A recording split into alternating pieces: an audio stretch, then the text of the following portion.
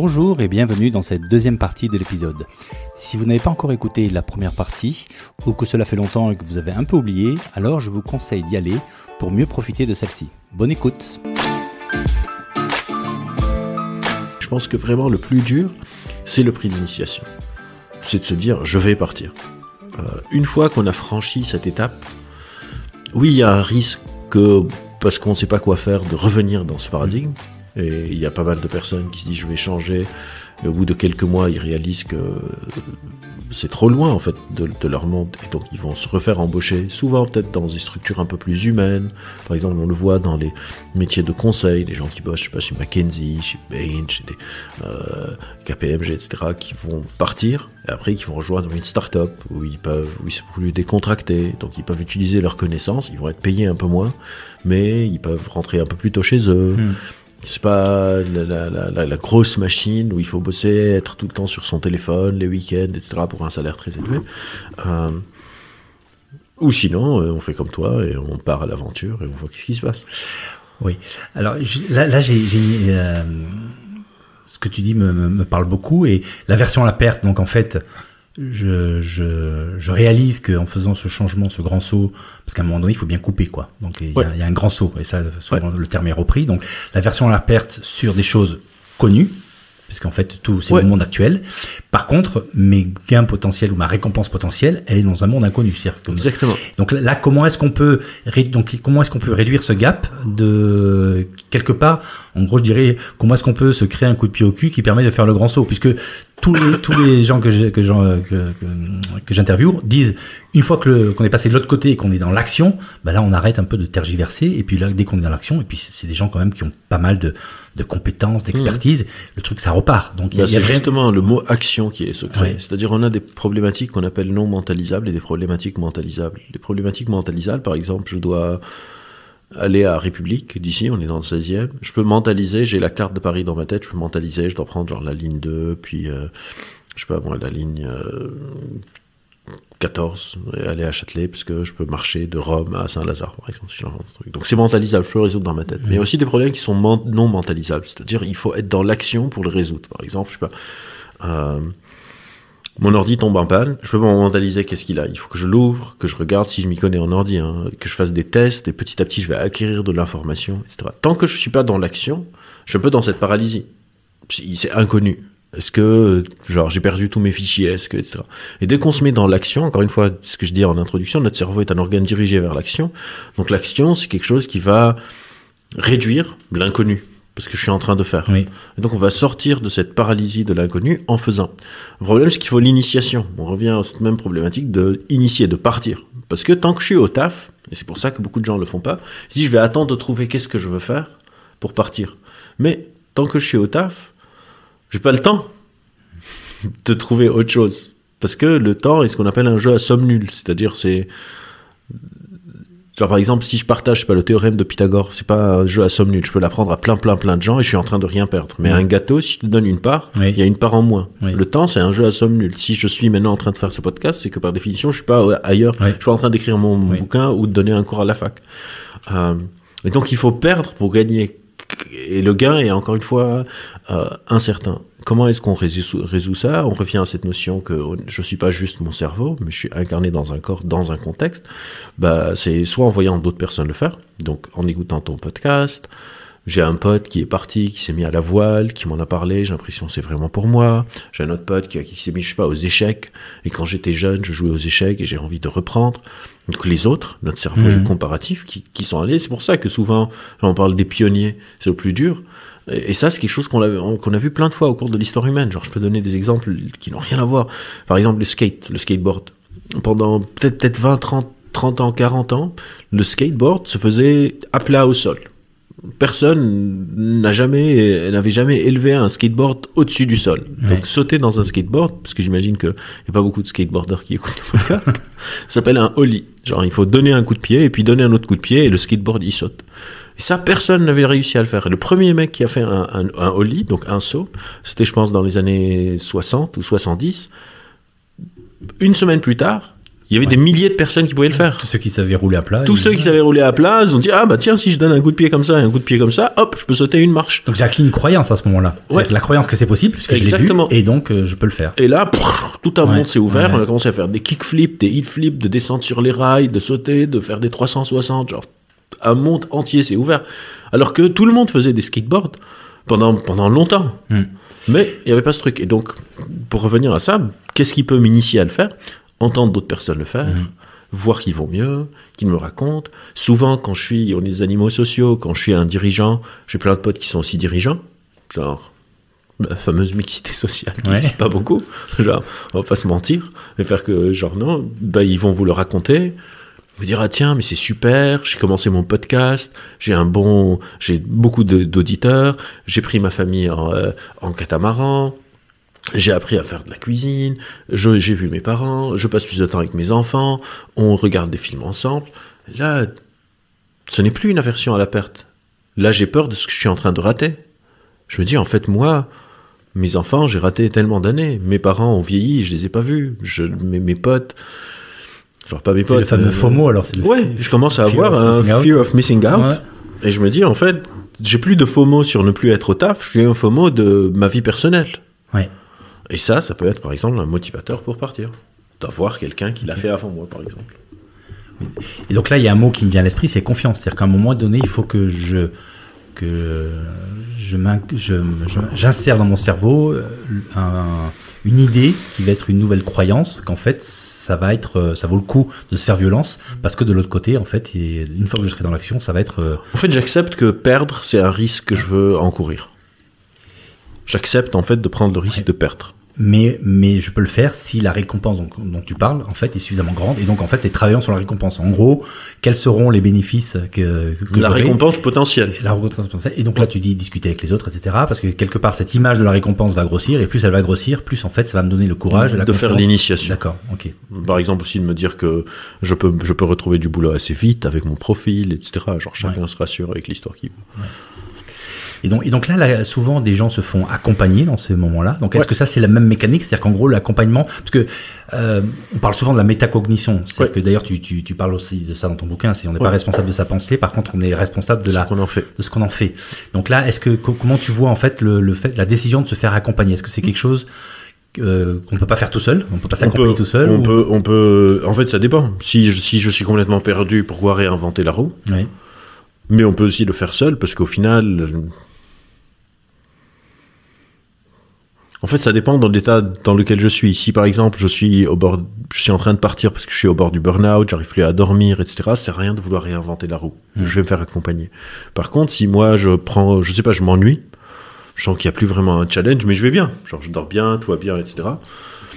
Je peux ne pas me faire accompagner si j'ai une sorte de sécurité matérielle qui me permet d'aller explorer des choses et de ne pas le faire, en fait. Il n'y a pas une règle générale qui dit « il faut se faire accompagner pour que ça marche bien ». Par contre, si vous ressentez le besoin de vous faire accompagner, faites-vous accompagner. Ouais. Ça sert à rien, c'est des choses qu'on connaît assez bien, etc. Et donc, c'est pas... Genre, pourquoi se faire violence à essayer de redécouvrir des choses qu'on a déjà étudiées, qu'on connaît, pour vous aider à traverser cette période, qui peut ne pas être difficile, et qui peut être très difficile selon où est-ce qu'on est, qu'est-ce que vous êtes en train de quitter, est-ce que vous savez où est-ce que vous voulez partir ? Parce qu'il y a des personnes aussi qui savent que où ils sont, ça ne leur convient pas, qui n'ont aucune idée vers quoi partir. C'est ça, c'est le questionnement extérieur de quelqu'un de non impliqué, en fait, peut me permettre de détecter des choses que, en fait, moi, mon cerveau, de manière... et l'expertise aussi. Encore une fois, si moi, j'ai déjà accompagné 20 personnes, je suis meilleur qu'une personne qui veut partir et qui n'a jamais entendu parler de quelqu'un. Donc là, on voit un peu les facteurs clés de succès pour pouvoir faire justement un changement comme ça. Mais comme on l'a dit au début, il y a plein de gens en fait qui sont enfermés là-dedans et qui n'arrivent pas. Donc, et il y a des personnes que ça leur convient. Genre quand on dit le mot enfermé, on est en train de sous-entendre que ça va pas. Mais il y a des personnes, la routine c'est top pour eux et tant mieux. Hein. Oui, mais généralement ces gens-là ne font pas de burn-out en fait. Si, il y a des personnes qui font des burn-out parce que ils sont trop impliqués, parce que trop d'heures de travail, parce que pas assez d'heures de sommeil, parce qu'ils sont trop perfectionnistes, parce que... Mais tu peux pas dire que le burn-out peut aller à quelqu'un, c'est-à-dire la routine... Ah non, la routine... Non, je veux dire, pas chaque personne qui fait un burn-out devrait envisager de changer de carrière. je peux arranger mon hygiène de vie, par exemple. D'accord. Ok. C'est pas que mon métier ne me convient pas, c'est peut-être que la logistique de mon métier, par exemple, il y a des personnes qui font des burn-out alors qu'ils bossent dans des centres de yoga. C'est pas, genre, ça arrive. Oui. J'ai déjà eu des patients qui ont fait ça, j'en ai déjà parlé aussi, mais ce que je veux dire, c'est que c'est pas parce que je fais un burn-out que c'est un changement de monde qu'il me faut. Je peux faire un burn-out parce que d'accord, je comprends. J'ai une mauvaise hygiène de vie, tout simplement. Et donc c'est l'hygiène de vie qui me convient pas. Mais évidemment que le burn-out ça convient à personne. Et donc justement, est-ce qu'on peut un peu, parce qu'on en parle beaucoup, il y a des tests, machin, etc. Mais ton point de vue en tant qu'expert du cerveau et psychologue clinicien, qu'est-ce qui se passe au moment d'un burn-out? C'est-à-dire que quelle est vraiment la mécanique? Et souvent on dit on peut le voir arriver, on peut pas le voir arriver. On entend aussi que une fois qu'il est arrivé, c'est trop tard et puis il faut mettre énormément de temps pour pouvoir reconstruire. Donc qu'est-ce qui se passe dans le cerveau quand on a un burn-out et comment on récupère Alors, je réfléchis à comment faire ça simple, parce que sinon on va partir. Parce que en fait, j'ai fait ma thèse sur les troubles anxieux et le burn-out est très lié aux troubles anxieux et au stress, donc je peux vraiment en parler pendant 2 heures. On n'a plus que 10 minutes. Hein. On n'a plus que 10 minutes. Du coup, pour faire genre, on va parler un peu schématiquement ou symboliquement. Genre, quand on est stressé, notre cerveau pense qu'il y a un danger, un prédateur potentiel. Le stress, c'est une réaction hyper importante est très utile pour la survie. Si, je sais pas, je vois un lion et je suis pas stressé, je vais me faire bouffer. J'ai besoin de stresser. Mais c'est une réaction qui est construite pour être d'habitude intense et de courte durée. Je stresse parce qu'il y a potentiellement un prédateur et au bout de 10 minutes, soit je me suis fait bouffer, soit j'ai fui, soit il n'y avait pas de prédateur. Et mon stress redescend. Le monde aujourd'hui, le stress est devenu quelque chose de chronique. C'est plus une réaction à un danger physique. Aujourd'hui, on peut stresser parce que je dois payer mon loyer, ou parce que j'ai trop de taf, ou parce que je dois signer un contrat énorme pour ma boîte. Et pourquoi le cerveau se trompe? Parce que là, il n'y a pas de danger. On appelle ça un mismatch adaptatif. En fait. C'est ça. On appelle ça un mismatch adaptatif, c'est que pendant des milliards d'années, pas des milliards, mais pendant des milliers d'années, 200, 300, 400 000 ans, selon où est-ce qu'on met le début d'Homo sapiens, on n'est pas vraiment sûr, on n'est pas à quelques 100 000 ans près. C'est ça qui nous a permis de survivre. Notre dimension sociale, pouvoir collaborer ensemble, et notre fight et flight anticipatoire. Et donc c'est l'outil de gestion du danger. C'est juste que, en fait, on a changé le monde. Il y a 100, 200, 2000 ans, 3000 ans, selon où vous voulez mettre le curseur. Encore une fois, on n'est pas à quelques siècles près, on est vraiment sur des temps évolutionnistes, donc beaucoup plus long. On a changé le monde où le danger n'est plus un danger physique. Donc je prends les dangers qui existent, en fait, c'est ça? En fait, notre cerveau, pense que, une réunion de travail où je dois faire une présentation à toute la boîte, c'est potentiellement un guépard qui va m'attaquer. Donc c'est pour ça que quand je suis stressé, j'ai la mâchoire qui est bloquée, on appelle ça du bruxisme, j'ai une boule au ventre. C'est pour ça que quand vous êtes stressé, vous pouvez pas dormir. Pourquoi est-ce que je peux pas dormir chez une présentation? Parce que pour mon cerveau, c'est un danger potentiel. Et si je suis dans la forêt et j'entends des prédateurs autour de moi, il faut pas dormir. Parce que si je me fais attaquer, je peux pas réagir et je suis mort. Et donc le burn-out, c'est une sorte d'hypervigilance, de stress chronique qui a tellement duré qu'au bout d'un moment, encore une fois, c'est hyper symbolique, mais si on n'aurait pas le temps d'aller dans le détail, mon cerveau se dit, en fait, je peux plus être dans la vigilance. Si je vais me faire bouffer, que je me fasse bouffer, je peux plus. En fait, c'est un stress qui a duré tellement longtemps que notre cerveau peut plus tenir l'attention et donc lâche. Et c'est pour ça que quand on fait un burn-out, on peut mettre des mois pour s'en remettre, parce qu'on a vraiment, on a tout donné, on a tout lâché, quelque part, on a abandonné notre mécanisme de survie. On se dit, je vais plus survivre, je vais mourir, tant pis. Donc c'est l'acceptation, en fait, de... Quelque part, je lâche, c'est la résignation plutôt que l'acceptation. D'accord. Et donc c'est pour ça que des personnes qui font des burn-out peuvent ne plus pouvoir se lever du lit pendant des semaines parfois. C'est pas un coup de fatigue, c'est vraiment, je lâche. Et donc sur les signes avant-coureurs, oui, effectivement, il y en a.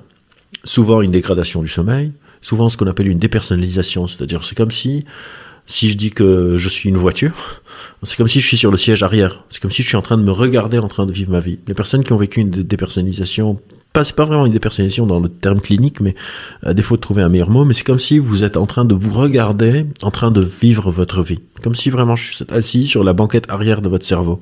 Vous voyez aller au travail, vous voyez faire les réunions, vous n'êtes pas vraiment là. Tout est automatisé. C'est souvent un signe avant-coureur d'un mais non conscient, parce que si tu le fais consciemment, ça s'appelle la métacognition. Donc en fait, ce qu'on dit. Oui, non, au contraire, c'est pas seulement non conscient, c'est dérangeant.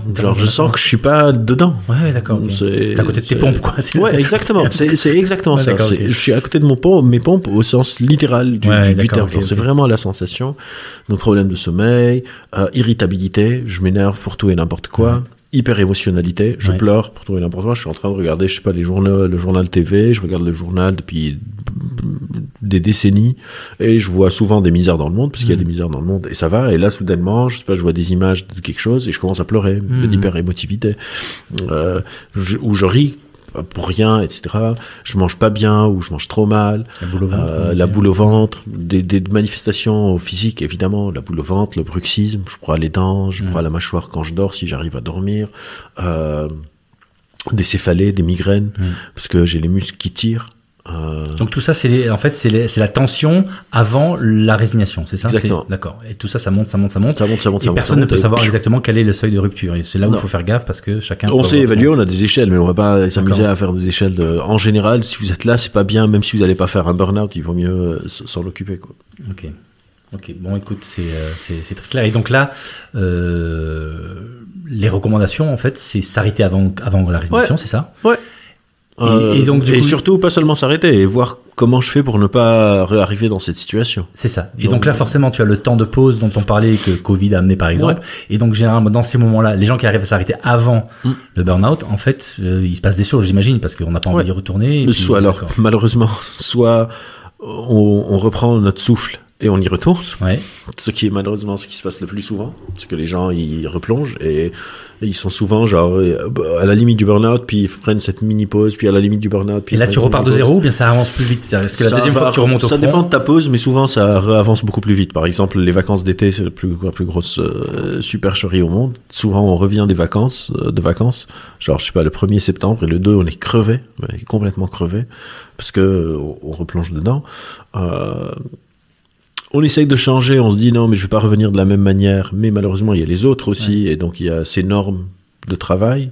Si soudainement, je sais pas, d'habitude je suis celui qui parle le dernier du bureau, et là soudainement je commence à partir à 18h, je vais me dire mais ce que les autres voient de moi, en plus je suis le chef, il faut que je montre l'exemple, machin, donc en général, si on se retrouve dans le même environnement, on va refaire les mêmes erreurs. Je peux changer de taf, prendre, comme je vous ai dit, il y a plein de personnes qui changent de taf, qui vont dans des structures un peu plus petites, un peu moins taxantes, un peu plus, on parle d'échelle humaine. Et il y a ceux qui se disent, en fait, j'ai frôlé la mort symbolique quelque part, je veux plus jamais ça. C'est du porte. Ok. Bon, Albert, en tout cas, on voit que le temps est passé hyper vite et qu'en fait, on pourrait passer encore des heures. Alors, l'avantage, c'est que nos auditeurs qui veulent aller plus loin, tu es partout sur Internet, sur les réseaux sociaux. Donc, tu as fait des émissions avec France Culture. Donc, je pense que c'est... D'habitude, je demande à mes gens que j'interviewe un peu quelles sont les ressources, etc. Mais là, il suffit juste de taper ton nom et en fait, pas mal de trucs. On peut passer des heures et des heures. Donc, pas de problème. Ton bouquin, bien sûr. Et ça, c'est très intéressant. Après, s'il y a des gens qui souhaitent te contacter, est-ce que c'est possible? Est-ce qu'on peut te suivre sur sur Facebook. Sur Facebook. Sur LinkedIn, je vais pas trop mes messages parce qu'il y a trop de messages sur LinkedIn. Donc, si vous m'écrivez sur LinkedIn et je réponds pas, c'est parce que j'y vais très rarement. D'accord. Sur Instagram, j'ai une page que j'utilise pas, mais vous pouvez m'écrire dessus. Je vois parfois les messages, mais je l'utilise pas. Je l'ai ouvert parce que j'étais obligé. En gros, quelqu'un a créé une page avec mon nom et mon image et Instagram voulait pas fermer cette page sauf si je crée la mienne. Donc, j'ai dû le faire. Ou par mail, soit sur le site de Chiasma. Donc Chiasma, tu n'en as pas parlé, ça c'est pour ceux qui veulent... C'est mon collectif où on travaille sur la flexibilité mentale, comment est-ce qu'on change d'avis. D'accord, et là il y a de la ressource disponible sur... ou vous tapez mon nom sur Internet, ou bientôt je pense que mon éditeur m'a dit qu'il veut me faire un site web, donc je voulais pas en avoir un, mais il veut que j'en ai un, parce que justement beaucoup de personnes le contactent à lui pour avoir mon contact, donc il y aura mon contact sur le site aussi. Bon, et pour les gens fans comme moi, tu as dévoilé que tu es en train de bosser sur un bouquin. Est-ce qu'on peut avoir quelques petites informations c'est justement une critique, ce qu'on appelle le neuroréductionnisme, c'est-à-dire aujourd'hui, il y a une appétence pour les neurosciences, c'est pour ça que je suis là. Mais parfois, les neurosciences n'ont pas le bon niveau explicatif pour expliquer les choses. C'est pas tout le temps le cerveau le bon niveau explicatif parce que justement on est des êtres sociaux aussi. Parfois on appelle ça, il y a l'échelle micro, genre moi et mon cerveau, il y a l'échelle méso, la dimension sociale, il y a l'échelle macro, la dimension sociétale. Et aujourd'hui on se focalise énormément sur le cerveau, genre qu'est-ce qui se passe dans le cerveau, aujourd'hui par exemple, si tu as remarqué, plein de questions c'était sur le cerveau, mais je répondais un peu plutôt sur la psychologie, parce que le cerveau n'est pas qu'est-ce qui se passe dans le cerveau, pas grand chose qu'on identifie dans les zones cérébrales quand je change. Par contre, on sait psychologiquement quand ça va. Et donc, c'est une sorte de quel sujet le cerveau est le bon niveau et quel sujet c'est pas vraiment le cerveau. Par exemple, je sais pas, l'addiction aux réseaux sociaux, les prétendues addictions aux réseaux sociaux, je suis pas sûr que la dopamine soit très pertinente pour essayer de comprendre ça, mais plutôt l'imbrication des réseaux sociaux dans notre vie quotidienne où on ne peut plus vraiment... Comment est-ce que je vous contacte? Je suis obligé d'avoir un réseau social. Tu partages ton podcast, j'imagine, sur LinkedIn ou quelque part. C'est ça. C'est pas ta dopamine qui te le dit de le faire. C'est pas du tout la bonne échelle explicative pour ça. Et donc, c'est une sorte de vrai du faux du cerveau. Où est-ce qu'on en est aujourd'hui? Qu'est-ce qu'on sait vraiment? Et qu'est-ce qui est en train de passer pour les neurosciences alors que ça l'est pas? On appelle ça la neuromanie. Ouais, donc j'imagine que ça va déconstruire pas mal de croyances. Exactement. Ok. Bon, mais tout ça est très passionnant. Merci beaucoup. Albert, je te remercie encore pour ton temps. Merci pour l'invitation. Voilà. Et puis on dit au revoir à tous nos auditeurs et à bientôt pour un prochain numéro. Au revoir, président. Au revoir. Alors voilà, j'espère que cet épisode vous a plu. Si c'est le cas et que vous pensez que ce podcast mérite d'être mis en avant, voilà ce que vous pouvez faire et qui m'encouragera à continuer mon travail. C'est hyper simple. Le plan se résume en 3 lettres. CNP, commenter, noter, partager. En effet, quand vous me laissez un commentaire, si vous me mettez 5 étoiles et que vous partagez à tout votre réseau, alors les algos de plateforme vont me faire remonter en flèche dans les classements et mon podcast sera proposé à un plus grand nombre d'auditeurs. Bon, je compte sur vous et n'oubliez pas, si vous ne voulez pas louper le prochain épisode, enregistrez-vous vite sur aurevoirprésident.com pour être averti dès qu'il sort. Allez, c'est tout pour aujourd'hui, prenez bien soin de vous et à bientôt pour un nouvel épisode. Bye bye.